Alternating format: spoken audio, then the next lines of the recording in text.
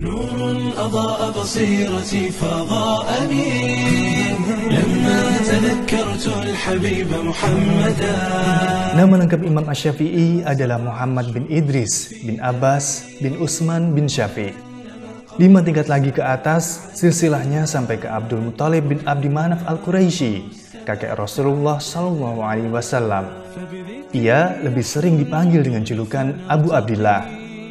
Lahir di Gaza, Palestina pada tahun 150 Hijriah, tepat pada hari wafatnya Imam Abu Hanifah. Kehidupan orang tua Imam Asy-Syafi'i sangat sederhana. Mereka tergolong sebagai keluarga fakir. Meski demikian, darah Quraisy yang mengalir dalam tubuh Imam Asy-Syafi'i adalah nasab yang mahal.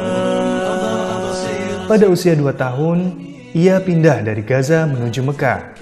Ibunya berpesan, "Susulah keluargamu sehingga engkau bisa menjadi seperti mereka.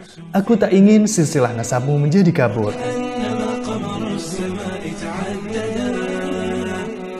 Saat Imam Asy-Syafi'i masih dalam kandungan, sang ibu bermimpi. Dari rahimnya keluar bintang meluncur keluar, lalu jatuh berkeping-keping di Mesir. Setiap negeri mendapatkan bagian kepingan bintang tersebut. Mendengar kisah tersebut, para penakwil mimpi mengartikan dengan lahirnya seorang ulama yang ilmunya akan melingkupi segenap penduduk Mesir, kemudian akan tersebar ke seluruh negeri. Ibunda Imam Asy-Syafi'i sepertinya sudah mempersiapkan putranya menjadi ulama. Di bawah asuhannya, sang anak telah menghafalkan Al-Quran pada usia 7 tahun. Kecerdasannya juga terlihat dari cepatnya ia menghafal hadis-hadis Nabi SAW. Sang ibu juga berhasil menanamkan karakter positif yang mengakar pada diri Asy-Syafi'i. Beliau mendengar sosok Imam Malik di Madinah yang begitu populer dalam keilmuan dan penguasaan hadis. Asy-Syafi'i ingin sekali pergi ke Madinah, berguru langsung kepada Imam Malik. Sang ibu merestui kepergian anak untuk menuntut ilmu. Saat memberi bekal uang sebanyak 400 dirham, beliau berpesan kepada anaknya, "Berjanjilah kepadaku untuk tidak berdusta." Setelah menyanggupi pesan tersebut, Asy-Syafi'i pun berangkat menuju Madinah. Ia menyimpan 400 dirham di kantong yang ia jahit di sela-sela bajunya. Dalam perjalanan, rombongan Asy-Syafi'i dicegat kawanan perampok. Semua rombongan ditanyai tentang harta yang dibawa, lalu dirampas. Sampai giliran Asy-Syafi'i ditanya, ia pun menjawab bahwa ia membawa uang 400 dirham. Perampok itu tertawa mengejek.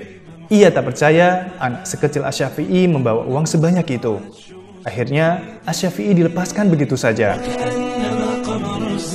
Saat menghitung hasil rampokan, kepala perampok memastikan semua rombongan sudah dirampas hartanya. Salah satu anggotanya melapor, ada satu anak kecil yang mengaku membawa 400 dirham, tapi ia biarkan. Alasannya, anak sekecil itu tidak mungkin membawa uang sebanyak itu. Tapi kepala perampok meminta anak kecil itu dihadirkan ke hadapannya. Setelah Asy-Syafi'i dihadapkan, kepala perampok itu menanyakan harta yang ia bawa. Asy-Syafi'i menjawab, 400 dirham. Saat ditanya di mana ia simpan harta itu, Asy-Syafi'i mengeluarkannya dari kantong. Setelah dihitung, ternyata uang yang ia bawa benar-benar sebanyak 400 dirham. Kepala perampok itu pun heran, mengapa Asy-Syafi'i mau menjawab dengan jujur, padahal tahu hartanya hendak dirampas. Kepadanya, Asy-Syafi'i menjawab, "Aku jujur kepadamu karena aku telah berjanji kepada ibuku untuk tidak berdusta kepada siapapun." Sikap Asy-Syafi'i itu begitu berkesan bagi kepala perampok. Ia pun akhirnya bertobat dan diikuti semua anak buahnya. Semua harta yang dirampas dikembalikan.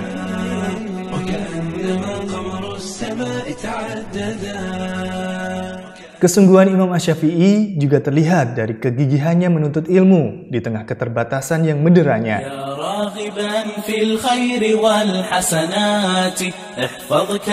Ia menuliskan hadis-hadis yang dipelajarinya pada lantai dan lembaran kulit, atau di atas kertas setengah pakai yang ia pungut dari kantor pemerintah setempat. Suatu hari saat menyampaikan hadis-hadis Nabi SAW di hadapan para muridnya, Imam Malik melihat Asy-Syafi'i mempermainkan tikar setelah membasahi dengan air liur di telapak tangannya. Padahal Imam Malik adalah guru yang sangat serius saat membawakan hadis-hadis Nabi SAW. Beliau tidak pernah membawakannya kecuali dengan mengenakan baju yang bersih dan parfum yang wangi.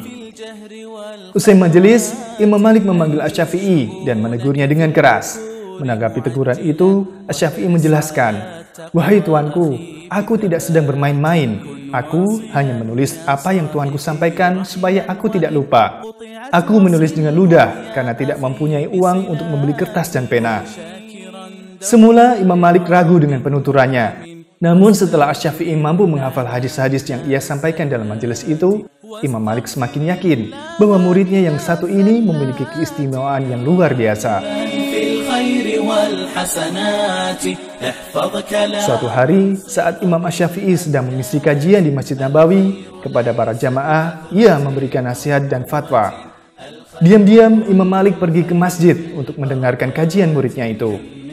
Sesaat setelahnya, Imam Malik menulis di tiang masjid. Bunyinya, siapa yang menginginkan ilmu yang berharga, hendaknya ia mendatangi Muhammad bin Idris. Demikianlah pengakuan Imam Malik semasa hidupnya atas keilmuan Asy-Syafi'i muridnya. Hubungan antara murid dan guru itu diikat oleh tradisi keilmuan yang kuat.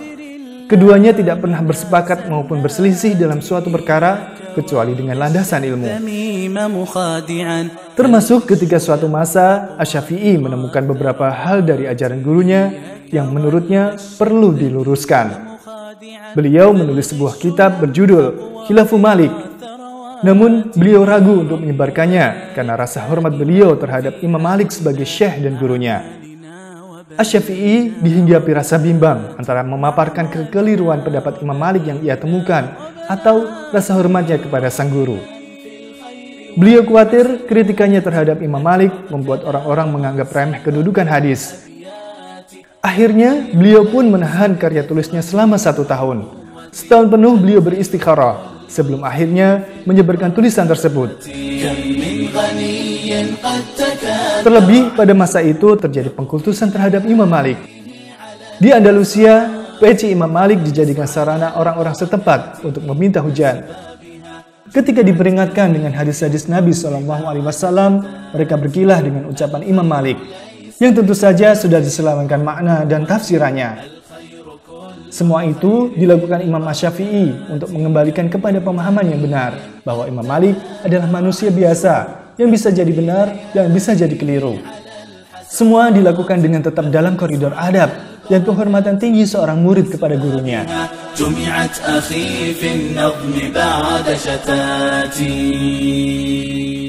Selain menetap di Madinah untuk berguru kepada Imam Malik, sebelumnya Asy-Syafi'i tinggal bersama suku Hudail untuk memperdalam ilmu bahasa Arab. Ia tinggal di sana selama 10 tahun. Selain bahasa, dari mereka Asy-Syafi'i belajar tafsir ayat-ayat Al-Quran. Sepeninggal Imam Malik, Asy-Syafi'i pergi ke Yaman. Setelah itu, beliau pergi ke Irak dan Mesir. Di Mesir, beliau mempelajari fikih mazhab Al-Auza'i. Pada saat yang sama, beliau juga mengkritisi beberapa pendapat Imam Al-Auza'i yang terdapat dalam bukunya Siyar Al-Auza'i. Imam Asy-Syafi'i juga mempelajari fikih madhab Al-Lais bin Sa'ad. Bahkan, ada sebuah riwayat yang menyebutkan bahwa Imam Asy-Syafi'i lebih mendahulukan Imam Al-Lais dalam masalah fikih di atas Imam Malik.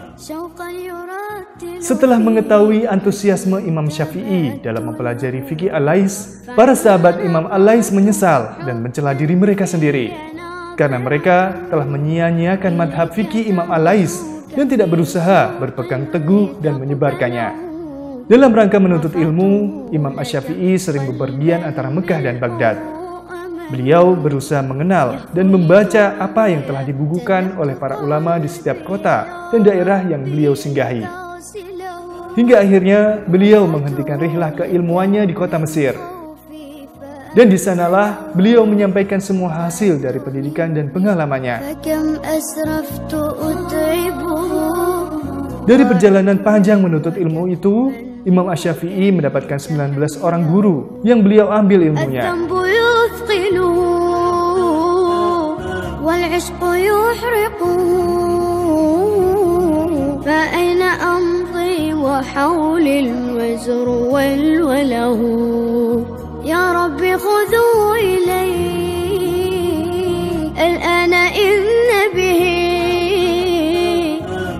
وظل يرتل في حزن تبت له فكل نبضة حب في ناظرة إليك ترجوك في شوق لتقبله رفعته لك قلبا ملؤه أمل. Nama-nama itulah yang Allah jadikan sebagai perantara untuk menjadikan Imam Muhammad bin Idris Asy-Syafi'i sebagai sosok bintang ilmu yang sangat cemerlang.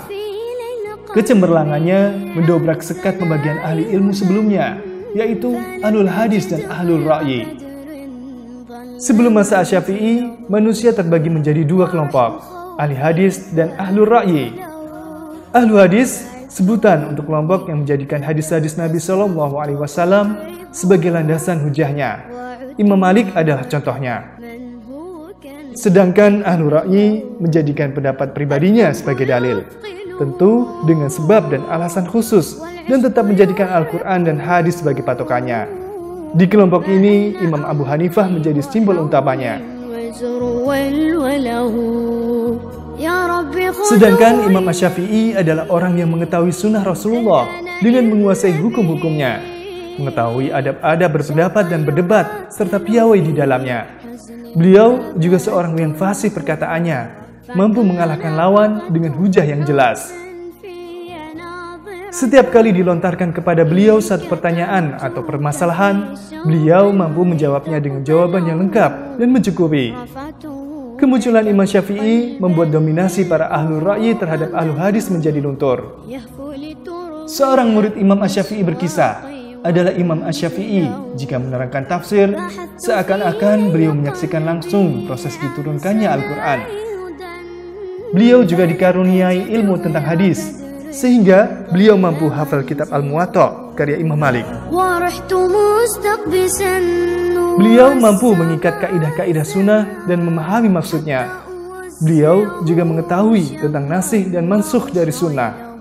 Beliau juga dikaruniai fikih tentang ra'yu atau logika dan kias atau analogi. Mampu meletakkan standar-standar dalam kias dan timbangan-timbangannya untuk mengetahui yang sahih dan yang cacat darinya.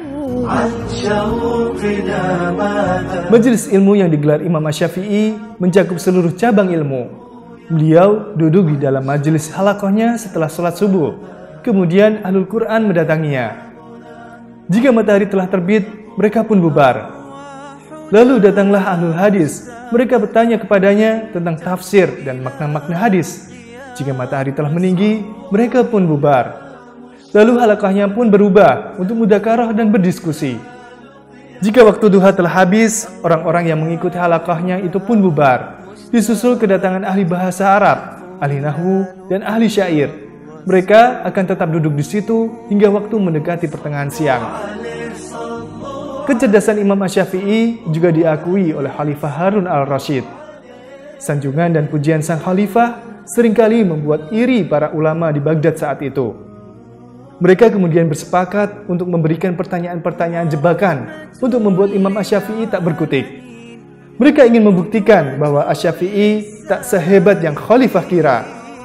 Kepada Imam Asy-Syafi'i, mereka melontarkan beberapa pertanyaan. Ada dua orang muslim merdeka dan waras meminum khamar. Salah satu dari mereka dihukum pidana, sedangkan yang lain tidak. Mengapa bisa terjadi seperti itu?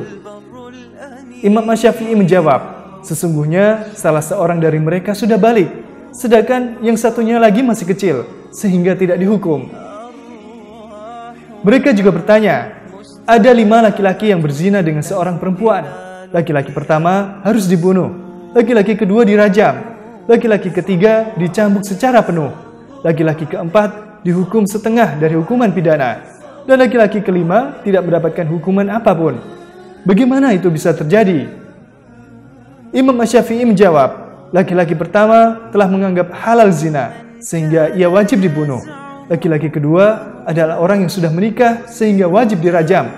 Laki-laki ketiga belum pernah menikah, sehingga dicambuk. Laki-laki keempat adalah seorang budak, sedangkan laki-laki kelima adalah orang gila. Demikianlah pertanyaan-pertanyaan aneh diberondongkan kepada Imam Asy-Syafi'i. Meski demikian, beliau mampu menjawab dengan cerdik.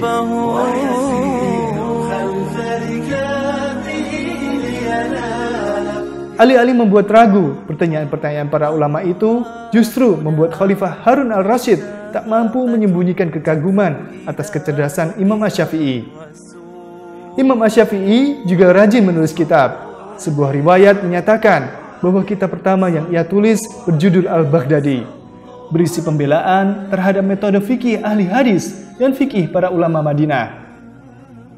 Di Mekah, beliau menulis Ar-Risalah. Di Irak, beliau menulis Al-Hujjah.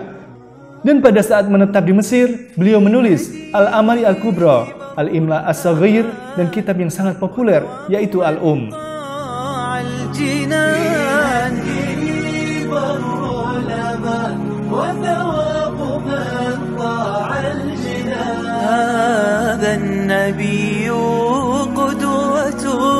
يبقى لنا عبر الزمان النبي قدوة يبقى لنا عبر الزمان أرواحنا مشتاقة تهفو إلى لقيا الرسول عن شوقنا ماذا نقول فكلامنا عنه يضول أرواحنا مشتاقة تهفو إلى لقيا الرسول أرواحنا مشتاقة تهفو إلى لقيا الرسول صلوا عليه صلوا عليه صلوا عليه صلوا. Setelah melanglang buana menebarkan ilmu demi menjaga kemurnian syariat Islam, Allah memanggil untuk pulang ke hadiratnya. Imam Asy-Syafi'i wafat pada malam Jumat setelah menunaikan sholat maghrib terakhir di bulan Rajab. Jasadnya dimakamkan saat orang-orang melihat hilal bulan Sya'ban di tahun 200 Hijriah. Beliau wafat pada usia 54 tahun. Tatkala Sufyan bin Uyainah mendengar tentang kematian Imam Asy-Syafi'i, beliau berkata, jika memang Muhammad bin Idris telah meninggal, berarti telah meninggal orang yang paling utama di zamannya. Sedangkan Qutaibah bin Sa'ad saat diberitahu tentang wafatnya Imam Asy-Syafi'i, beliau berkata, Syafi'i telah meninggal dan telah mati pula sunnah. Demikianlah sekelumit kisah hidup Imam Asy-Syafi'i, salah satu dari imam 4 madhab yang dianut oleh mayoritas kaum muslimin di Indonesia dan beberapa negara lainnya. Imam Syafi'i telah lama tiada, namun cahaya ilmunya tetap bersinar hingga berabad-abad setelah kematiannya. Selama itu pula, bahkan hingga kiamat tiba, amal jariyah mengalir ke dalam kuburnya. Alangkah beruntungnya engkau, wahai Imam Syafi'i.